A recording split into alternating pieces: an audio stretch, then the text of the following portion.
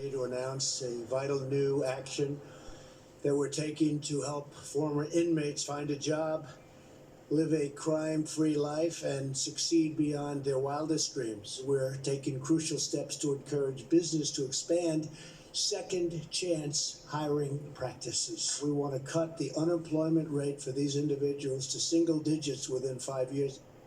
Now, while President Trump was delivering remarks on his second chance hiring plan, a new poll spells perhaps some trouble for the top 2020 Democrats among African-American voters. The Black Economic Alliance found that between 27% and 33% have reservations or are very uncomfortable with Booker, Warren, Beto, and Buttigieg. Yikes. Joining me now is Leo Terrell, civil rights attorney, and Pastor Mark Burns, CEO of the Now Television Network and South Carolina congressional candidate. Pastor Burns, let's start with you. Is this just an issue of these specific candidates being unpopular with, about a third of African-American voters, or is Trump making some gains in the African-American community?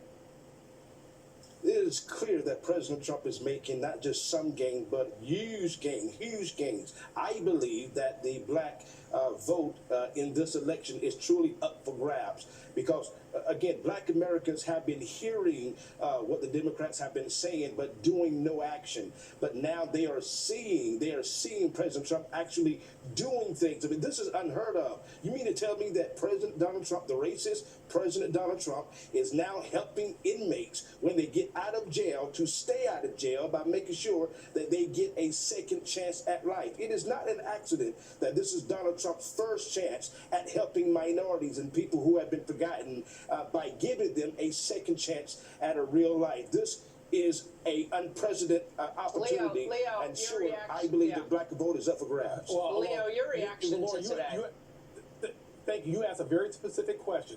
Was this poll directed at a specific Democratic candidate? Yes, because that same poll, which I read, Pastor and Laura, said that 75% of African Americans support Joe Biden. So they like a candidate. They just don't like Booker and Kamala Harris. African Americans have said, we want Joe Biden. And secondly, regarding the pastor's comments, hey, a first step of releasing these individuals, how about a job? You know why? Because these employers will still ask you, have you been convicted of a felony? Yes, you won't get the job. So if President Trump needs a first step, he needs a second step. He needs a second step. This is why the president...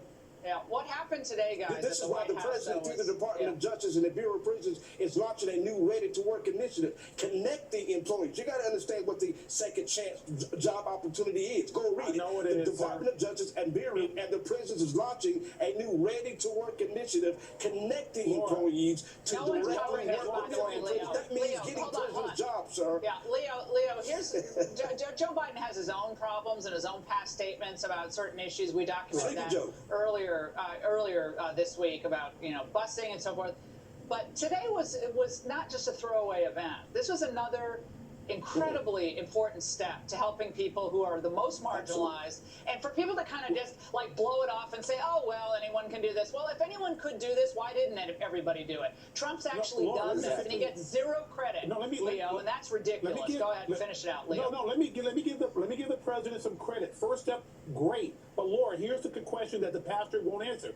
If you're an employer and you still get to ask, have you been convicted of a felony? They say yes, you won't get the job. So you got to remove that barrier, and that has not been done. I'm saying we need a second and third step. That's the key, Laura. Unable to get jobs when you get released. At least he has us on a path here. I mean, even Kim Kardashian gets him a few votes too, I think, today.